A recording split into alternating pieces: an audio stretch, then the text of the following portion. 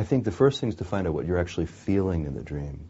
Because if the dream, the feelings are really the guideposts and the signposts for understanding the dream.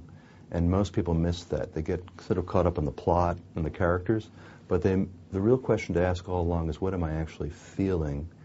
And a second thing that helps is to think about the dream as if it were actually happening. Would I respond this way if it were actually happening? So, for instance, I had a client who dreamed that he was talking on the cell phone. This is a very nice man, by the way, in waking life. And she said he couldn't hear her on the cell phone. So he said, "That's okay, I'll get in my car and drive over to talk to you." And it seems like a normal thing, perhaps, but when I said to him, "Well, why didn't you ask her to speak up?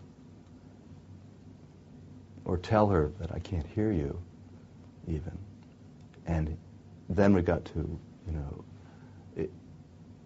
he really didn't think he could do that.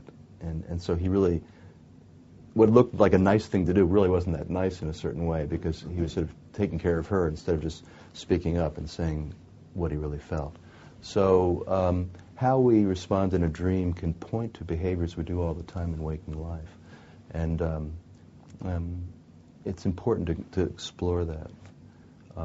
I had a client who dreamed that she was wrapped up in chains in her basement, and she was chatting with Bob Barker. And there she was, just in chains, wrapped up in chains, just sort of chatting away with Bob. Her son comes down the steps and gives her a kiss, and she says, "Have a nice day."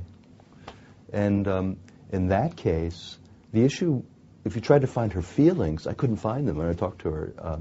She felt nothing about sitting there. She was fine with the chains. Bob was chatting with her. She was fine. So I had to sort of go a little, I said, "Well, why didn't you ask your son to help you get free?" And again, it had not occurred to her. So by comparing how we would feel in waking life, how would you feel if you were in chains, to how she was feeling, you begin to get a sense of what's missing in her response. So the dream is really pointing to a real problem, I think, that she had, and she understood that as we talked about it.